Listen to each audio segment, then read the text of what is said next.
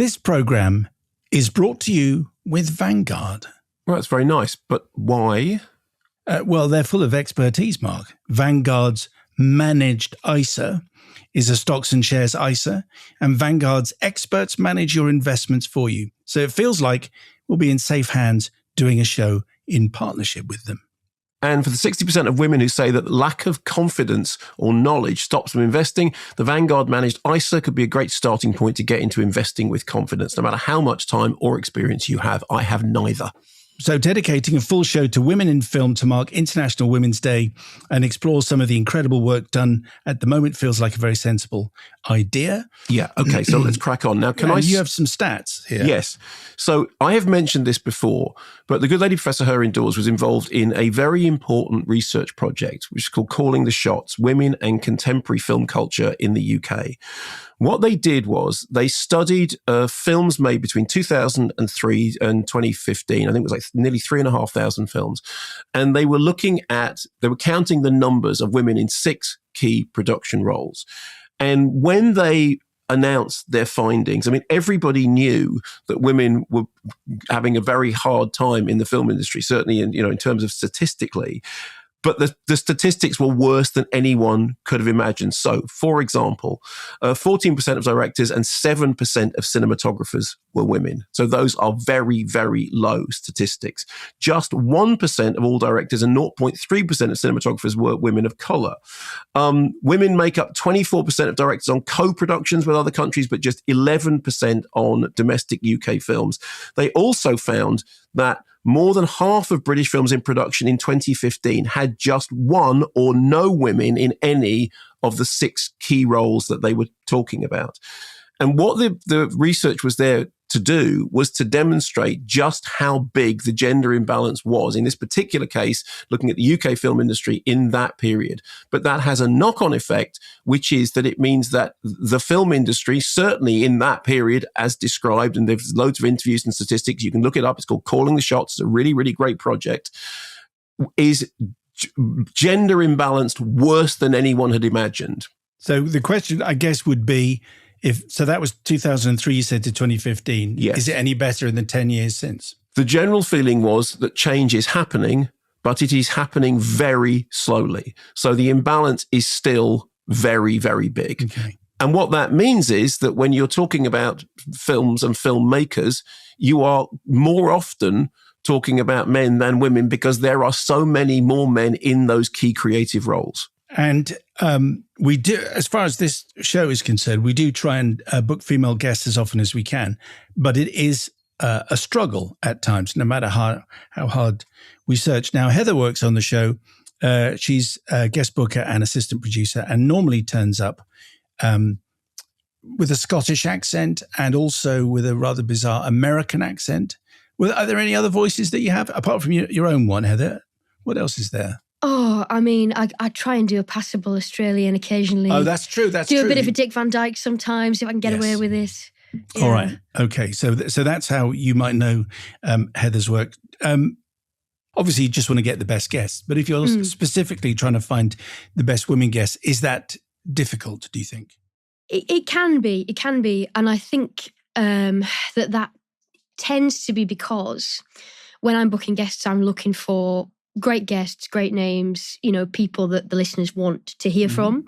And we're looking for films that have got a really wide release so that the most possible people will have a chance to see the films that we cover.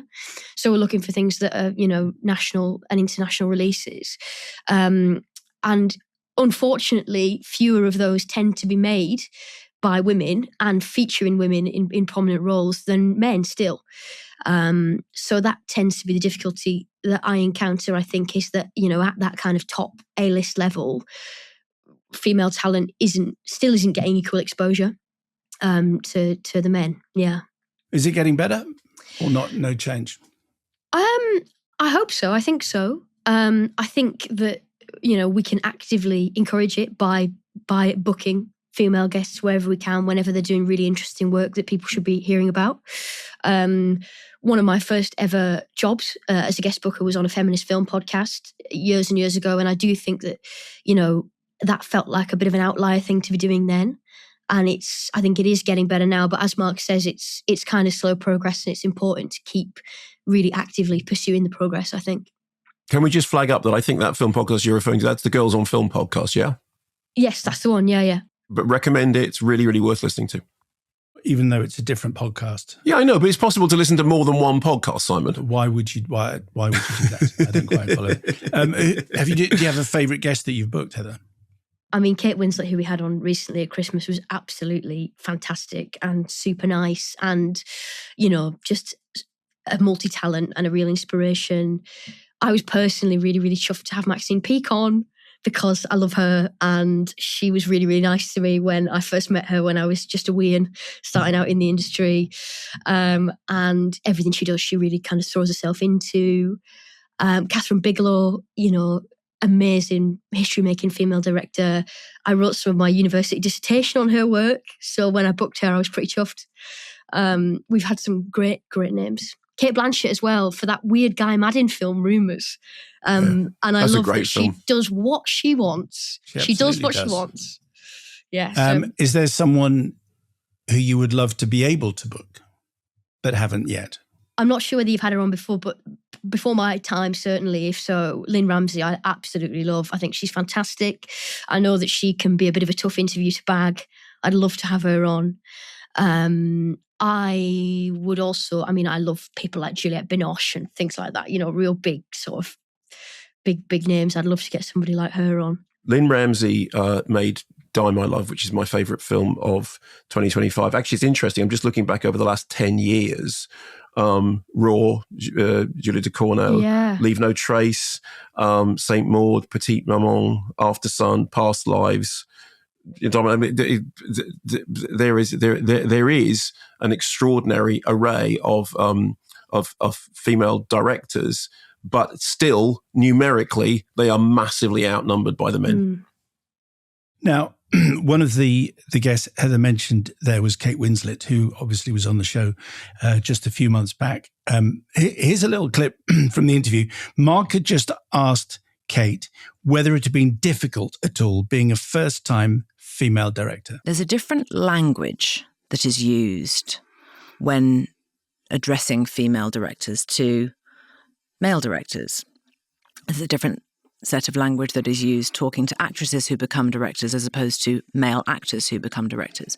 Strangely, with male actors, and this is absolutely no criticism of them at all, because when I think about the brilliant young actors in this country who have been directing recently, it's incredibly exciting. But they're just sort of allowed to get on with it. It's somehow there's this societal assumption that they will automatically know what they're doing, whereas the same assumption is not made of women. Right. And that's not right. And actually it's not fair.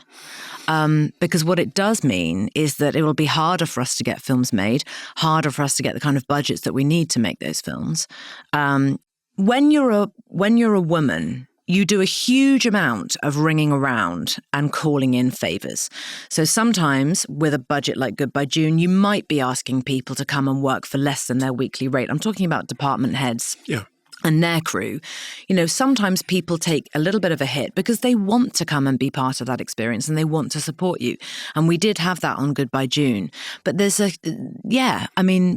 do remember someone in a position of authority, and this was another woman saying this to me. A woman in a position of authority early on said, after seeing an early cut of the film, which was by no means near to being completed, I think if you could just use a little bit more confidence with some of your choices. That person would not have said that if I was a man. They simply wouldn't have done. And this person is a really decent human being. And I was able to sit with her and say, we've just got to unlearn this. We've all got to unlearn it. It's in all of us, the men and the women.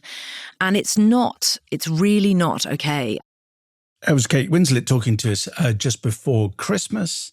And that's all. You can watch the whole thing because we filmed that interview with our favourite photo shoot, I think, of the year, Mark, as I remember, because it was directed by Kate Winslet. Yeah, she moved the lights around and made sure that it all looked fabulous. Incidentally, Goodbye June is on Netflix. You can watch it there. And during the Christmas period, it was for a while their number one streamed title, which is great. So we put a call out on social media to hear from you about the most talented women working in film at the moment. Jo Fairweather went to Thelma Schoonmaker. So, Mark, talk more about Thelma. I mean, where do you begin? Thelma Schoonmaker is one of the great editors of our time. I mean, she's had this very long-standing collaboration with Martin Scorsese. She's got, I think it's 3 Oscars, 2 BAFTAs. She has cut movies, like Raging Bull, Aviator, Departed, Goodfellas, and she is one of the people who is able to discuss the craft of filmmaking as eloquently as she is able to conduct it. I once sat with Thelma Schoonmaker whilst she was editing a Scorsese film. I was doing an interview with her for a television program, and they let me sit in the editing room and watch her work for a few hours. And it is just the most astonishing thing. Yeah, she's an absolute legend and one of the great editors of our time. And Thelma was on the show not so long back, which is why we started saying Scorsese rather than she corrected Scorsese. us. She told us. Anyway, here's a reminder. My world has always been radio, Thelma, and there are many, many producers of a certain age who miss the physicality of editing on tape. They would be editing a conversation. They would take out a breath. They would put the breath around their neck so that they could put it back in, and they'd have the chinograph and they'd have the splicing tape, and they loved the physicality, the razor blade and the chinograph. Do you miss the physicality of editing, celluloid? I did, and when I was being trained by my fellow editor who I was terrible student, I would say, oh, this is ridiculous. I could do this much easier on film, right? I was a very bad student. And about 2 weeks in, I sort of clicked over. This happened on Casino. And because all the producers were saying at that point, you have to switch to digital, and George Lucas was pushing it very hard, I suddenly clicked in. And now what happens on a film like Killers of the Flower Moon is we are doing things we could never have done on film. I loved editing on film. I loved it. However, now we can create our own visual effects, even before we go to the big visual effect house, which will do the big work. So digital has brought incredible tools to us. It doesn't mean that the films are any better. Great masterpieces were made in the silent era where they didn't even have any machines. They would measure the length of a close-up. They would put their arms out, 3 feet and say, well, this is a good length for a close-up. The only time they saw the movie together was when they projected it. They had no machines at all. And great masterpieces were made. So we have better tools, but it doesn't mean that the films that were made before are not as good.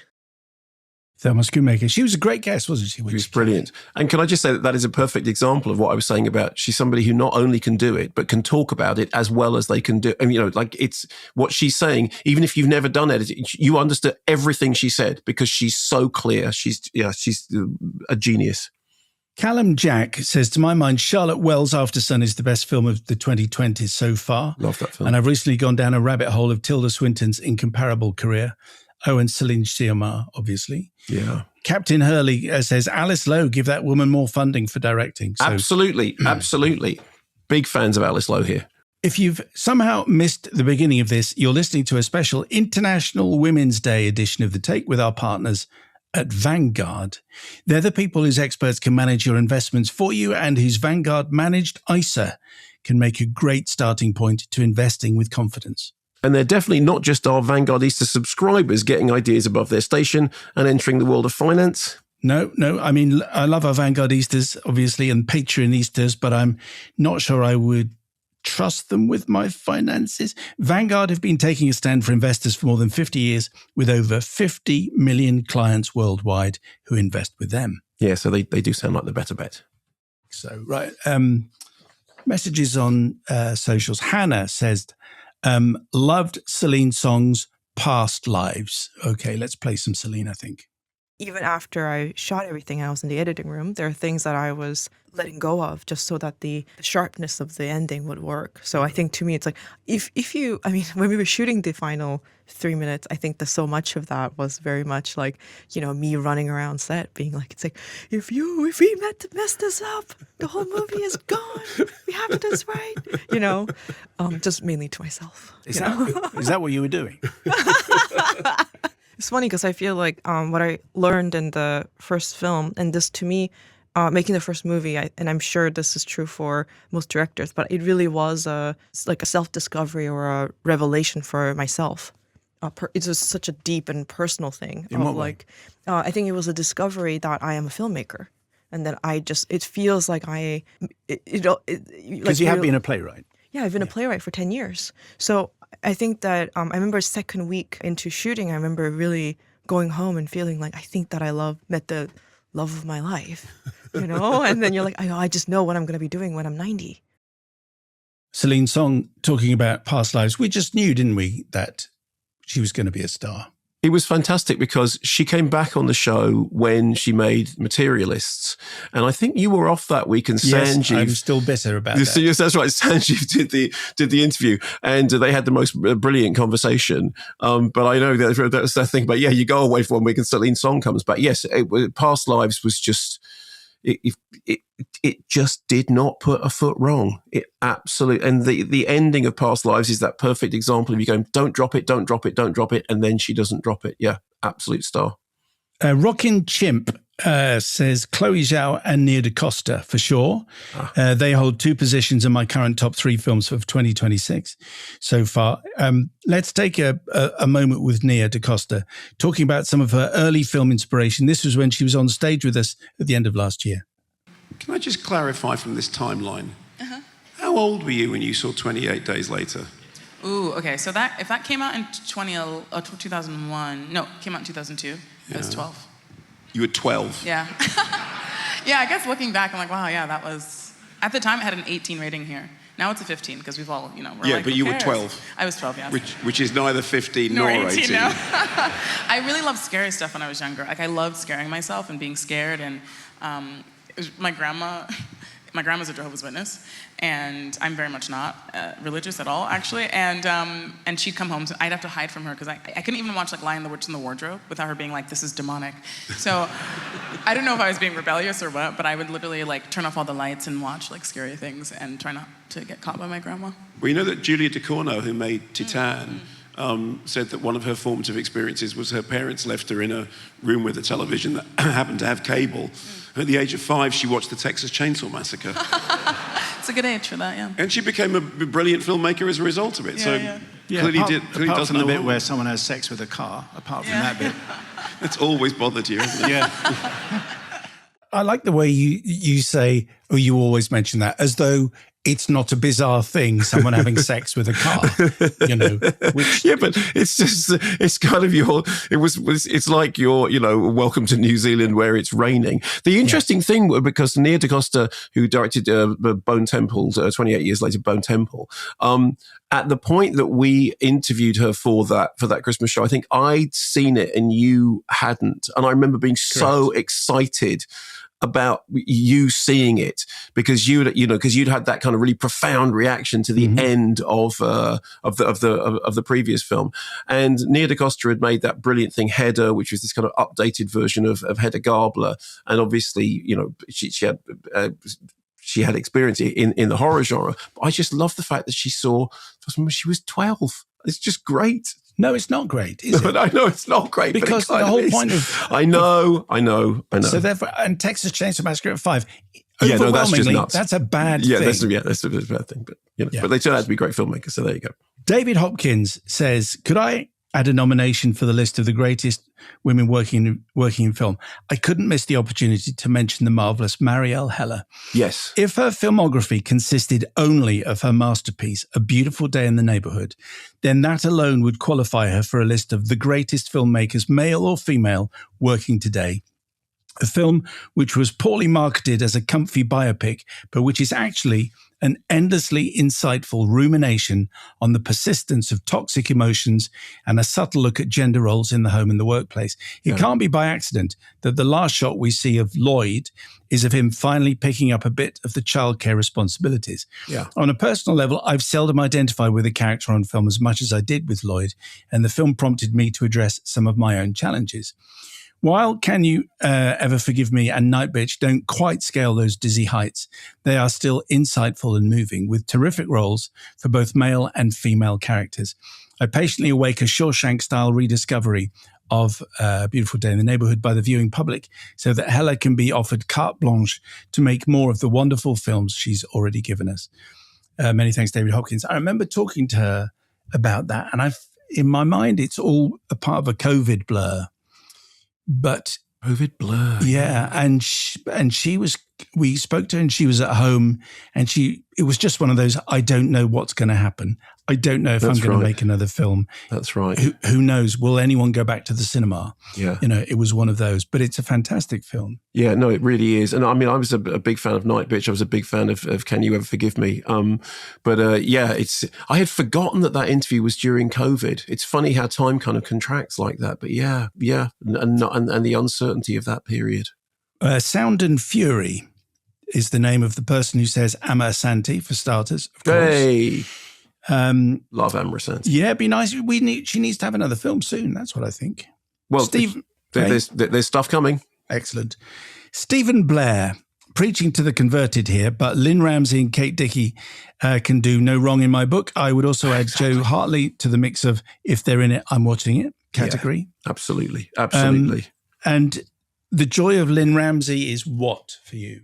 Well, look, I have loved all of Lynne Ramsay's features. I remember the first time I ever interviewed Lynne Ramsay was when Ratcatcher was playing Edinburgh, and it was just an astonishing film. And I, was a huge fan, and I interviewed her because I was doing quite a lot of stuff with the Edinburgh Film Festival at that point.